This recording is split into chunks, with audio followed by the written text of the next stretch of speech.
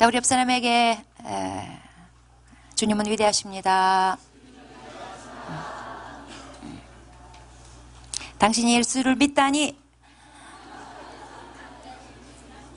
주님은 위대하십니다.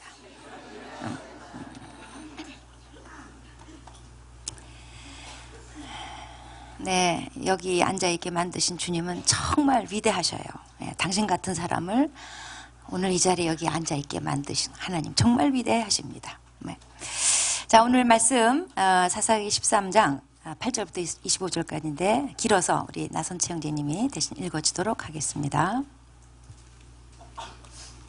마노아가 여호와께 기도하여 이르되 주여 구하옵나니 주께서 보내셨던 하나님의 사람을 우리에게 다시 오게 하사 우리가 그 낳을 아이에게 어떻게 행할지를 우리에게 가르치게 하소서 하니 하나님이 마노아의 목소리를 들으시니라. 여인이 밭에 앉았을 때에 하나님의 사자가 다시 그에게 임하였으나 그의 남편 마노아는 함께 있지 아니한지라. 여인이 급히 달려가서 그의 남편에게 알려 이르되 보소서 전일에 내게 오셨던 그 사람이 내게 나타났나이다 하매 마노아가 일어나 아내를 따라가서 그 사람에게 이르러 그에게 묻되 당신이 이 여인에게 말씀하신 그 사람이니이까 하니 이르되 내가 그로다 하니라. 마노아가 이르되 이제 당신의 말씀대로 되기를 원하나이다. 이 아이를 어떻게 기르며 우리가 그에게 어떻게 행하리이까. 여호와의 사자가 마노아에게 이르되 내가 여인에게 말한 것들을 그가 다 삼가서 포도나무의 소산을 먹지 말며 포도주와 독주를 마시지 말며 어떤 부정한 것도 먹지 말고 내가 그에게 명령한 것은 다 지킬 것이니라 하니라. 마노아가 여호와의 사자에게 말하되 구하옵나니 당신은 우리에게 머물러서 우리가 당신을 위하여 염소 새끼 하나를 준비하게 하소서 하니 여호와의 사자가 마노아에게 이르되 내가 비록 나를 머물게 하나 내가 내 음식을 먹지 아니하리라. 번제를 준비하려거든 마땅히 여호와께 드릴지니라 하니 이는 그가 여호와의 사자인 줄을 마노아가 알지 못함이었더라. 마노아가 또 여호와의 사자에게 말하되 당신의 이름이 무엇이니이까. 당신의 말씀이 이루어질 때에 우리가 당신을 존귀히 여기리이다 하니 여호와의 사자가 그에게 이르되 어찌하여 내 이름을 묻느냐. 내 이름은 기묘자라 하니라. 이에 마노아가 염소 새끼와 소재물을 가져다가 바위 위에서 여호와께 드리매 이적이 일어난지라. 마노아와 그의 아내가 본즉 불꽃이 제단에서부터 하늘로 올라가는 동시에 여호와의 사자가 제단 불꽃에 휩싸여 올라간지라. 마노아와 그의 아내가 그것을 보고 그들의 얼굴을 땅에 대고 엎드리니라.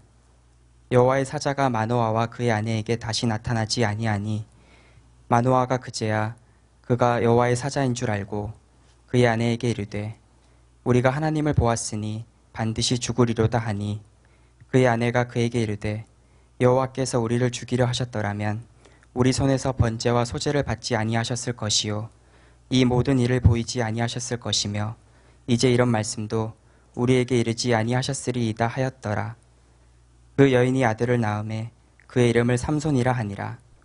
그 아이가 자라매 여호와께서 그에게 복을 주시더니 소라와 에스다올 사이 마하네단에서 여호와의 영이 그를 움직이기 시작하셨더라. 네, 아멘. 자, 오늘 말씀은 삼손의 인생이 얼마나 많은 은혜와 복을 받고 시작을 했는지, 그러나 그게 다는 아니라는 거에 대한 말씀입니다.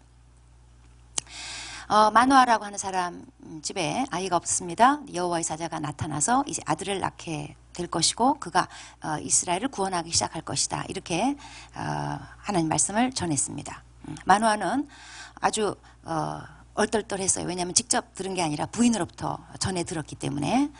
그래서 이제 하나님께 기도합니다. 하나님, 그때 정말 하나님의 사람을 보내신 게 맞다면, 그 얘기가 맞다면 다시 한번 좀 나타나 보여주세요. 이렇게 기도를 하는데 하나님이 응답하셨어요.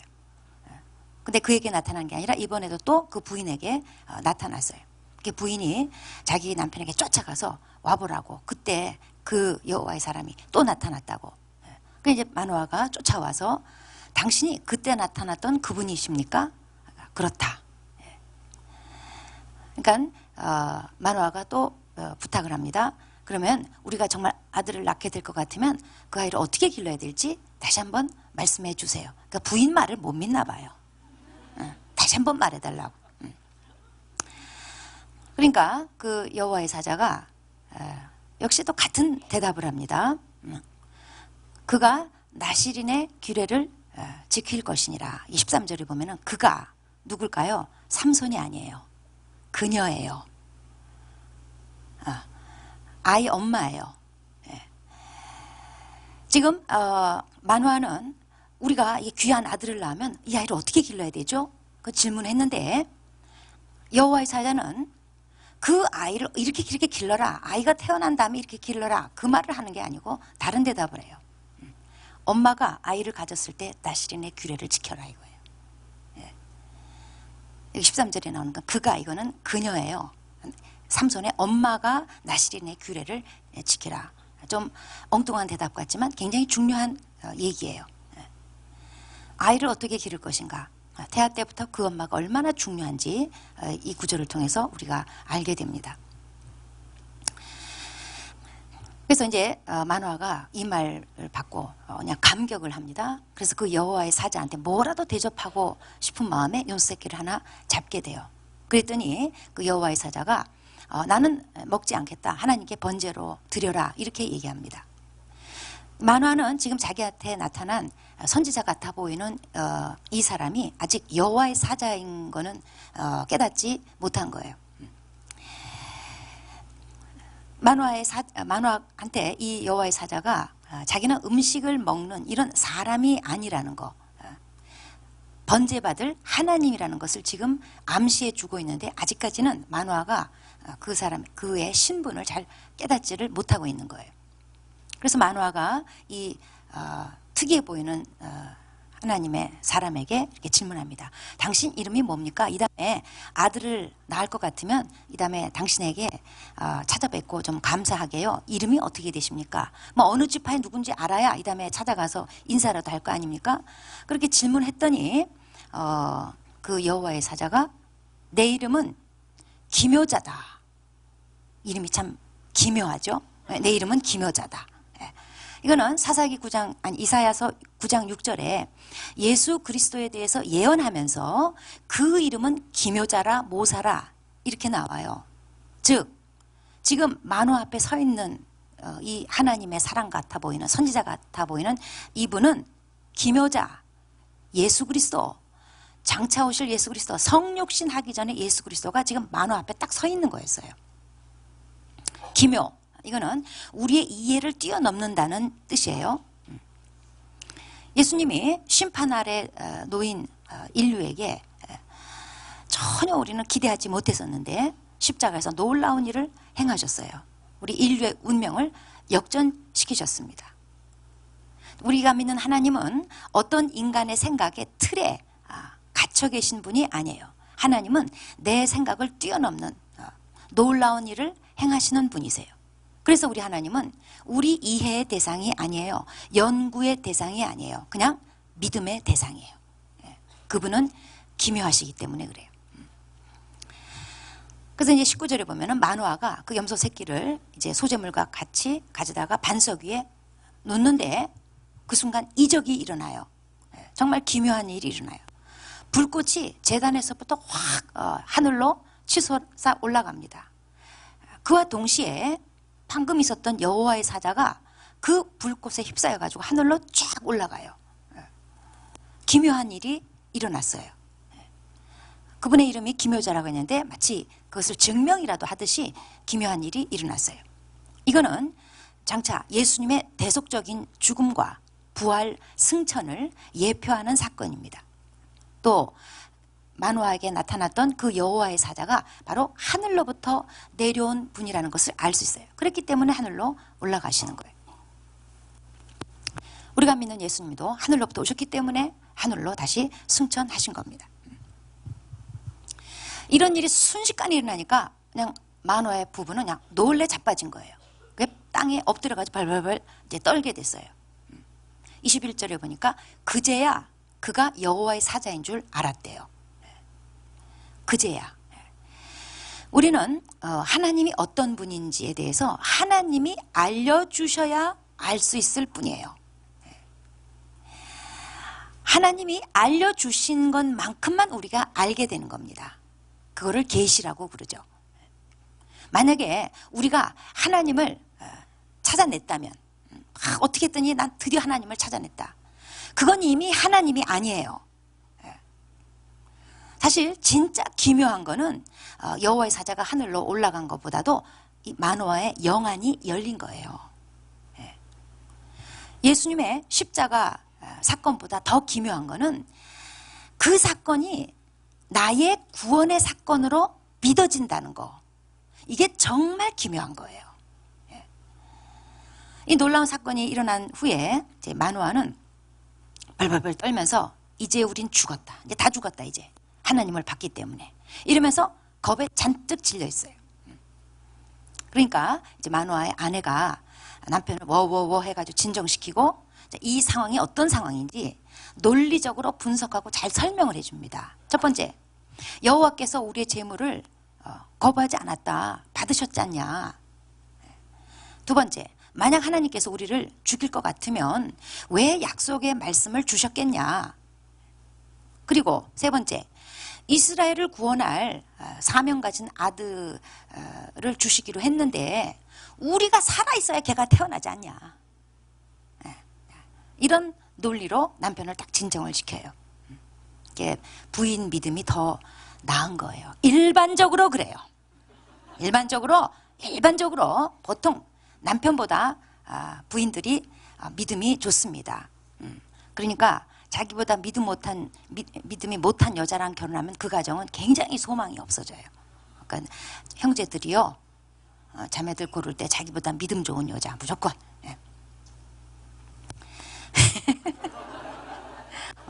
아멘 한 사람 그대로 될지어다. 네.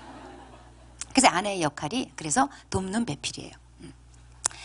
자, 24절 보면 이렇게 해서 드디어 이제 아들이 태어납니다.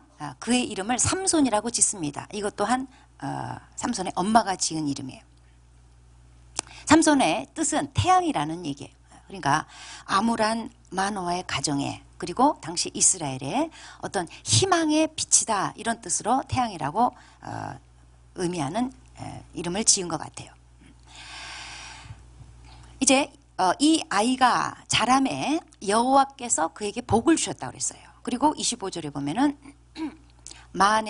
마하네단에서 여호와의 영이 그를 움직이기 시작했다고 기록하고 있습니다. 즉 삼손의 공생애가 이제 시작이 된 거예요. 이렇게 해서 삼손은 화려한 스포트라이트를 받고 역사의 무대에 등장했습니다. 성경에 어떤 사람에 대해서 한 줄 기록되는 것도 사실 쉽지 않은 일이에요. 이게 굉장한 영광스러운 일이에요. 그런데 삼손은 그의 출생 배경에만 무려 한 장 전체가 기록되고 있어요. 그것도 아주 기묘하고 특별한 일들이 쭈르륵 한 장씩이나 기록이 돼 있다 이 말이에요. 여기에는 어떤 뜻이 있어요. 성경에 아무 의미 없이 한 장이나 하려고 그러지 않습니다. 여기는 의미가 있습니다. 사사기 13장까지는 삼손 여기까지는 너무 좋았습니다. 본래 자녀 없는 집안에 사실 그냥 아들 하나만 주셔도 황공한 건데 그 아들이 다름 아닌 남다른 사명을 받고 이스라엘을 구원하기 시작할 그런 사명자로 이렇게 태어난다는 거, 이거 너무나 은혜고 놀라운 간증이죠. 또 삼손이 태어나기 위해서 예수님이 직접 나타나셨어요. 직접 안 오셔도 되는데, 그냥 아들만 주셔도 되는데 예수님이 성육신 하기 전에 뭐가 그렇게 답답하셨는지 급하셨는지 그냥 이 가정에 나타나셔서 수태고지, 장차 아들을 낳게 될 거라고 딱 고지해 주셔요. 직접. 그렇게 해서 태어난 인물이에요, 삼손이. 또 번제를 드리는데 그냥 막 불이 쫙 불길이 하늘로 치솟더니 막 여호와의 사자가 그냥 막 그 불길이 휩싸여서 막 그냥 올라가는 하늘로. 이건 누구도 체험하기 힘든 이적이에요. 그리고 그 아들의 이름, 삼손의 이름은 태양. 민족의 태양인 김일성이 좀 생각나서 거시기 하긴 좀 한데 어쨌든 이름도 태양이에요. 있어 보이잖아요. 이름부터가. 또 아이가 자라면서 여호와께 복을 받았대요. 그리고 하나님의 영이 그를 움직였어요. 이거는 범상치 않은 출생 신화예요. 자매님들, 여러분도 이런 아들 낳고 싶죠? 응? 엄청난 거예요. 배경이 그냥 빵빵해요. 그러니까 사사기 13장 보면요, 온통 삼손이 영웅이 될 것 같은 징조가 한가득 들어있어요. 그런데 실패한 영웅이 되고 말았어요. 사사기 14장부터는 삼손이 최악의 사사라는 것이 쫙 기록되어 있어요. 그래서 우리를 굉장히 혼란스럽게 만들어요. 앞에 사사 기드온이나 입다도 좀 죽을 썼어요. 그래도 그들은요, 삼손에 비하면요 정말 양반이에요. 말이라도 멋지게 해요. 이 사사기 13장과 그 다음에 이후 14장부터 16장까지 내용, 이거는 삼손의 최고의 탄생 신화와 또 그의 최악의 삶, 이거를 극적으로 대비시켜서 우리에게 어떤 메시지를 주고자 하는 거예요. 어떤 메시지냐? 삼손은 과연 그가 받은 은혜와 복을 가지고 뭘 했는가 이 말이에요. 뭐 했어요? 주로 여자 뒷공무니에 쫓아다니는데 사용했어요. 그것도 금지된 이방 여인. 이스라엘 민족 구원 사명에 사로잡혀서 산 게 아니고 주로 개인적인 보복 차원에서 싸움질했어요. 이 사사기 13장과 이후 14장에서 16장까지의 이 극적인 대비는 또 어떤 메시지를 주냐면, 많은 은혜와 복을 받은 자라고 해서 그가 하나님의 뜻대로 하나님의 목적대로 사는 걸 보장해 주진 않는다는 거예요. 인간은 그가 받은 은혜와 복을 얼마든지 남용할 수 있고 오용할 수 있다, 이거를 보여주는 거예요. 또 하나님은 인간을 쫓아다니면서 죄를 막아주시는 그런 분은 아니라는 거예요. 하나님은 인간을 인도하시지 조종하시는 분이 아니세요.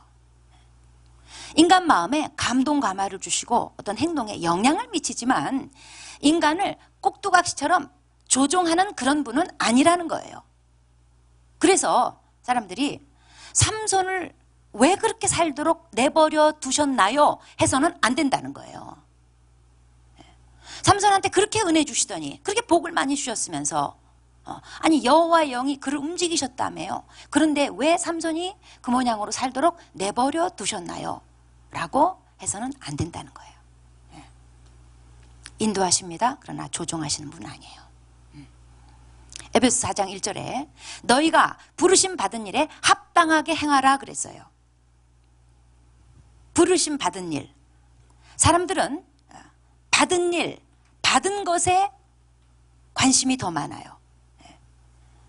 반면에 성경은 뭘 받았든지 거기에 합당하게 행하라, 이거를 중시하는 거예요. 그래서 사사기 13장까지가 중요한 게 아니라 14장부터 중요하다는 거예요. 나의 집안 배경이 어떤지, 내가 어떤 복을 받았는지, 어떤 능력을 받았는지, 내가 가진 게 뭔지, 이 사사기 13장까지는 중요한 게 아니에요. 14장부터 그걸 가지고 뭘 했는지, 어떻게 살았는지, 성경은 이걸 중시하겠다는 거예요. 사람들이 중시하고 사람들이 자랑하는 건 주로 뭐예요? 주로 내가 받은 거, 내가 가진 능력, 주로 이거를 중시해요. 주로 이런 걸 자랑해요. 그런데 성경은 뭘 보냐면 그걸 가지고 넌 뭘 했냐 이거예요. 그걸 가지고 합당하게 행했냐 이거예요. 사람이 머리가 좋으면 머리 좋은 거 엄청 자랑합니다. 성경은 네 좋은 머리 가지고 뭐 했냐 이거예요. 돈 있는 집에서 태어났어요? 금수저로 태어났어요? 성경은 금수저로 무슨 수저질을 했냐 이거예요. 뭐하고 살았냐 이거예요. 그거 가지고 영적 금수저도 있죠. 몇 대째 믿는 집안에 태어나서 우리 집은 우상숭배 그딴 거 몰라. 영적 전쟁 뭐 그런 거 할 필요 없어. 가족 구원 위해서 막 눈물로 기도하는 사람들 그거 이해가 안 돼요. 그리고 어우 다행이다. 우린 그런 거 모르니까. 영적 금수저 그거 가지고 너는 뭐 했냐 이거예요. 어떻게 살았냐 이거예요. 어떤 사람은 천국도 가보고 지옥도 가본 사람이 있어요. 하나님의 은혜로. 제가 옛날에 초신자 때 유학생활하면서 다니던 교회 사모님께서 천국에 대한 간증을 한 적이 있어요. 그때 남편 되시는 목사님께서 미국을 잠깐 가셔가지고 뵀는지 뭔지 하여튼 미국을 가셔가지고 주일날 안 계셔서 그 사모님께서 이제 간증을 하셨어요. 설교 시간에. 내용은 제가 다 기억이 안 나는데 하여튼 초신자인 저로서는 그때 엄청 은혜를 받았어요. 뭔가 정말 뭐가 열리는 것 같았어요. 막 계시를 받은 거예요. 하나님 보좌가 막 내 앞에 코앞에 있는 것처럼 좀 느껴졌어요. 그 사모님께서는 그 하나님께 부름받고 탁 들려 올라가지고 천국 주님이 쫙 구경시켜 주시고 그래서 자기가 이제 사모로 부름받은 것에 대한 확증을 얻고 지금까지 사모로 산다며 이제 그런 간증을 하셨는데 그분은 천국 갔다 오셨지만 정작 정말 천국 소망이 있는가 좀 아리숭해요. 제 기억에 남는 거는 이 땅에서 조금 더 편하게 사는 거. 그래서 사역지도 편한 사역지로 옮겨가셨어요. 어느 날 갑자기 우리 교인들한테 말 한마디 은원 한마디 하지 않고 어느 날 갑자기 사라졌어요. 그분이 천국 간증한 날 남편 목사님께서는 우리 몰래 미국에 보다 더 좋은 사역지를 선보러 가셨던 거였어요. 왜냐하면 우리 거기는 주로 유학생들이 많고 뜨내기들이 많아요. 근데 미국은 이민자가 많기 때문에 안정된 가정들이 많은 거예요. 그래서 여기서도 뭐 지치기도 하셨겠죠. 그래서 이제 보다 더 안정적인 사역지를 찾아 이제 어느 교회에서 자리가 있다고 해가지고 이제 선보러 가셨던 거예요. 그 길로 목사님은 가버렸어요. 그리고 좀 이따 이제 가족을 초청해서 이제 사모님과 아이들도 가셨어요. 우리는 벙쪘어요. 지금 제가 목회자 된 입장으로 볼 때 이건 정말 있을 수 없는 일인데 우리는 다 무식하니까 그냥 이게 뭔가 이러고는 제가 일찍이 소년 가장이 돼가지고 그때부터 청년들 걷어먹이고 먹여 살리고 맨 기도시키고 뭐하고 하여튼 제 팔자가 그래요. 하여튼 그때부터 나중에 이제 목사님 가족이 다 미국을 가셨죠. 한참 있다가 나중에 그 목사님이 이제 짐 정리하러 오셨어요. 그래가지고 가시는 길에 부인이 그 프랑스 그릇 사가지고 오랬다며 그 꽃무늬 그릇 그 쇼핑하러 막 다니고 그래가지고 그릇 싹 챙겨가지고 가셨어요. 여러분 천국을 본 게 중요한 게 아니에요. 천국 본 거 가지고 뭐 했냐 이 말이에요. 천국 본 거 가지고 이 땅에 살지만 천국 소망 가지고 천국 시민답게 이 세상에 살지만 세상 사람들과 구별되며 살았냐 그게 중요한 거예요. 사람들은 보통 많이 가지는 것에 관심이 많아요. 하나님으로부터 많이 받는 거, 하나님으로부터 은혜 많이 받고 복 많이 받고 돈 많이 주셔서 부자로 살고 능력 많이 받고 그게 관심사예요. 그렇게 해서 뭐 되고 싶은 거죠? 세상에서 힘 있는 자로 살아가고 싶은 거예요. 세상에서 힘 있는 자로 살아간 사람 누구예요? 삼손이에요.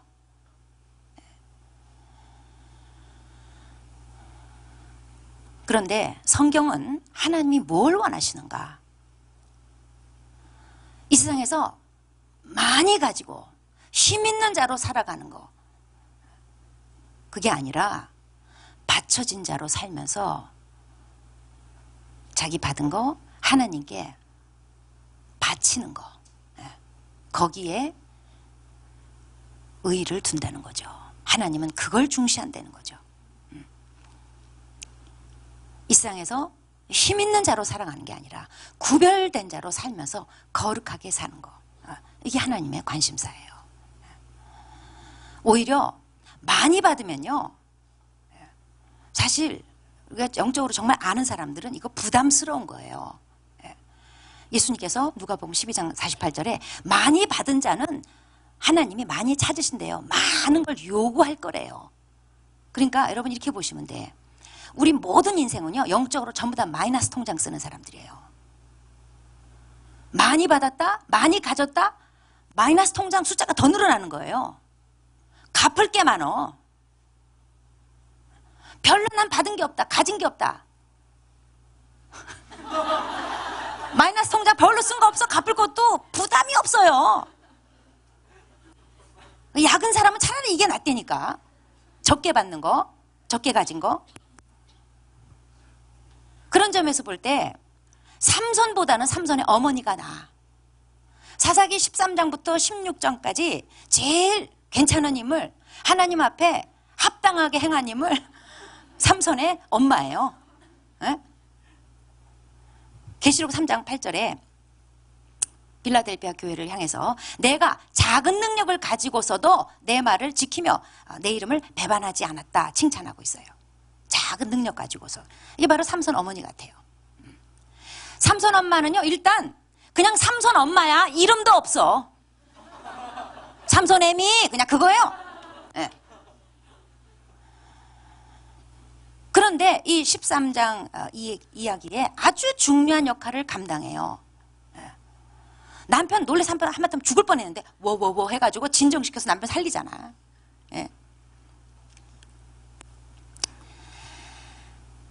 이 삼손 엄마는 그 무지한 남편보다 나아요. 하나님 계시에 대해서 아주 주의 깊게 그리고 신실하게 대응을 해요. 이 삼손 아버지 마노아는 지금 무서워서 벌벌벌 한번더면 죽을 뻔했는데 삼손 엄마는 아주 좋은 영적 분별력 가지고 지각 있는 대응을 해요.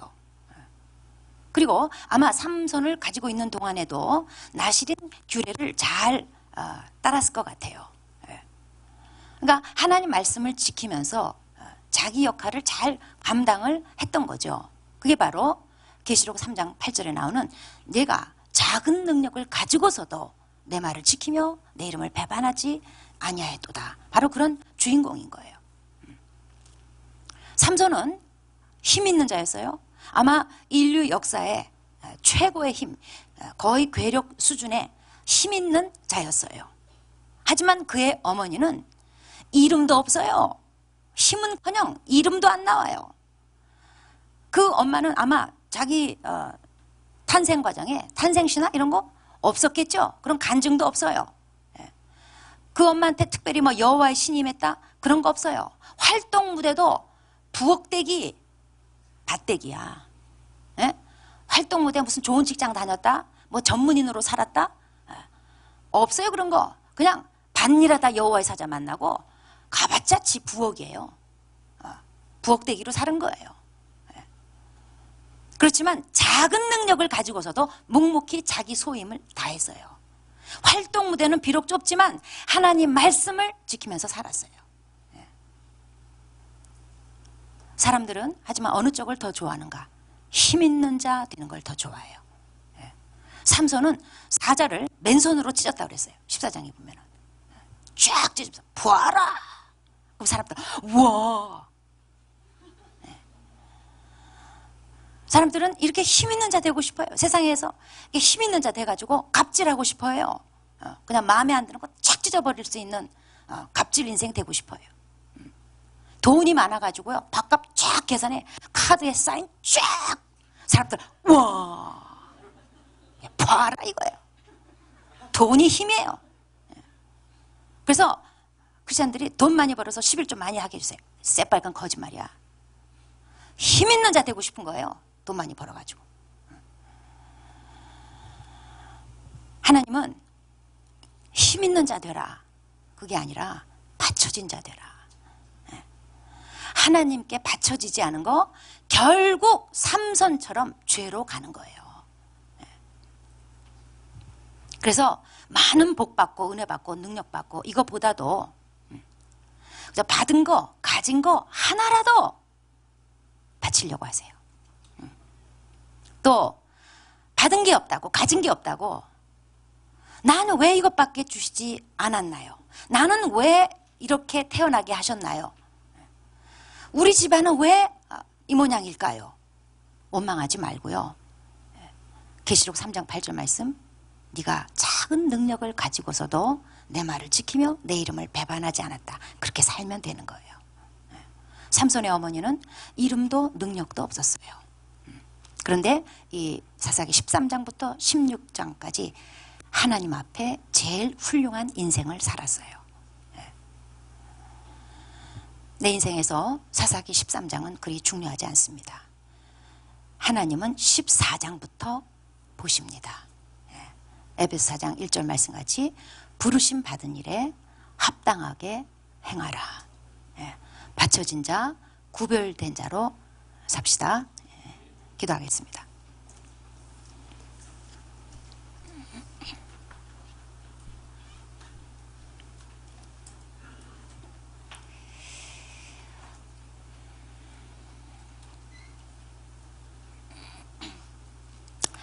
우린 주로 내 모습을 볼 때 나는 뭘 받았나, 뭘 가지고 있나, 나는 어떤 배경에서 태어났고 살았나, 그걸 주로 보고 이거 가지고 열등감 느끼거나 자랑하거나 그렇습니다. 그런데 성경의 관점은 다릅니다. 하나님은 우리가 힘 있는 자 되기보다 구별된 자, 받쳐진 자 되기를 요구하십니다. 사사기 13장까지의 내용은 중요하지 않습니다. 14장부터가 중요합니다. 받은 거 가지고 어떻게 살았나? 네가 많이 가졌느냐? 좋은 걸 받았느냐? 그러면 넌 그걸 가지고 지금 어떻게 살고 있냐? 뭐 했냐? 그거를 물어보십니다. 그리고 마지막 날 하나님께서 상급 심판대에서 심판하실 겁니다.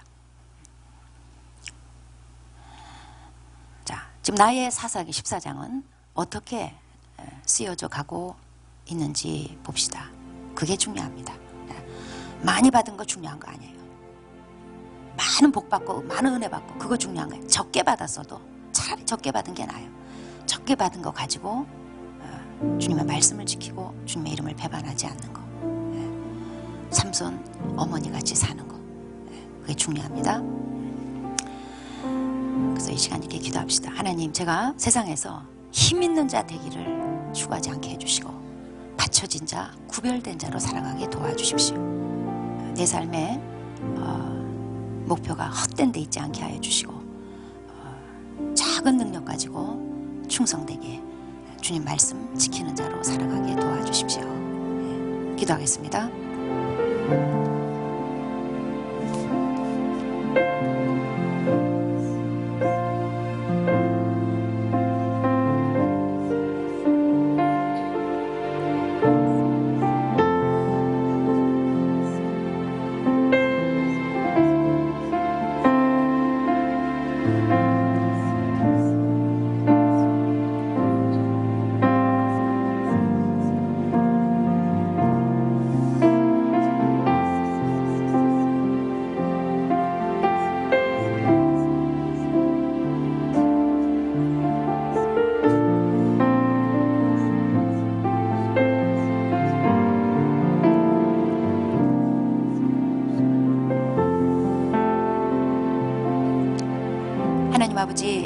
삼손은 엄청난 복과 은혜를 받고